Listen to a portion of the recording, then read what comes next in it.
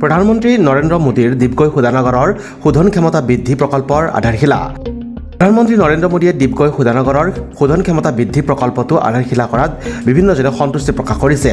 যোৰহাটৰ মেলেং মেটেলি পথাৰত জনসভাৰ পৰা ভাৰ্চুৱেল পদ্ধতিত আধাৰশিলা স্থাপন কৰে প্ৰধানমন্ত্ৰী মোদীয়ে। জুবলি ফিল্ডতো IOCয়ে বিশাল পেণ্ডেল সাজি বিশাল সভা আয়োজন কৰিলে। পোনপটীয়াকৈ শুনিবলৈ দিয়া হ'ল নৰেন্দ্ৰ মোদীৰ ভাষণ।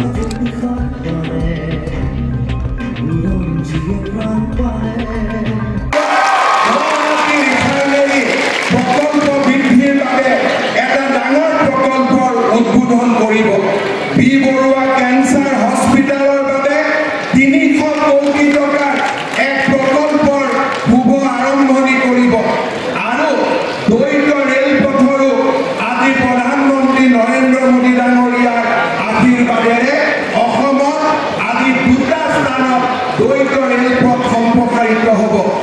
এসময়ত বাৰাউনীলৈ স্থানীয় বিধায়ক সুৰেন ফুকনৰ মতে ইয়াৰ পৰৱৰ্তী সময়ত শোধনাগাৰটোৰ যথেষ্ট উন্নতি হ'ব। দল সংগঠন স্থানীয় দিশবোৰ ভাল পোৱা লোকসকলে আজি কেইবা দশক ধৰি আজি আন্দোলন কৰি আহিছিলে শোধন ক্ষমতা বৃদ্ধি কৰিবৰ কাৰণে। সেই আপোনালোকৰ সেই প্ৰতিবাদ সেই অনুৰোধক সন্মান জনাই ইতিমধ্যে কেন্দ্ৰীয় চৰকাৰে ডিগবৈ ৰিফাইনাৰী শোধন ক্ষমতা বৃদ্ধিৰ কাৰণে 768 কোটি টকা প্ৰথম পৰ্যায়ৰ আবণ্টন দিছে আৰু সেয়ে আজি যোৰহাটৰ পৰা আমাৰ সকলোৰে শ্ৰদ্ধাৰ বিশ্বৰ অন্যতম নেতা আমাৰ আদৰৰ প্ৰধানমন্ত্ৰী নৰেন্দ্ৰ মোদী ডাঙৰীয়াই ভাৰ্চুৱেলি ইয়াত ভূমি পূজন কৰিব। আজি শোধন ক্ষমতা বৃদ্ধিৰ আমি মুখ্যমন্ত্ৰী ডাঙৰীয়াক আমি ধন্যবাদ দিব লাগিব। সৰ্বজনপ্ৰিয় মুখ্যমন্ত্ৰী ডক্টৰ হিমন্ত বিশ্ব শৰ্মা ডাঙৰীয়াৰ প্ৰচেষ্টা,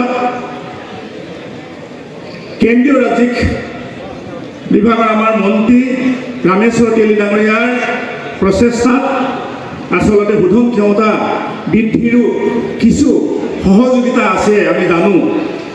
গতিকে সেইকাৰণে আমাৰ আজি এটা ঐতিহাসিক দিন।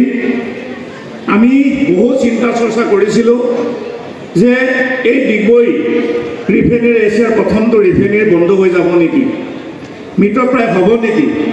কিন্তু এই চৰকাৰখনৰ সৎ ইচ্ছা আৰু আন্তৰিকতাৰ কাৰণে আজি আমি পুনৰুজ্জীৱিত হ'বৰ কাৰণে সক্ষম হৈছোঁ। বাঢ়িব কৰ্মসংস্থাপনো। ডিব্ৰুগড়ৰ পৰা হাছান আখতাৰ ফৰ্ডৰ ৰিপৰ্ট, নিউজ এক্সপ্ৰেছ অসম।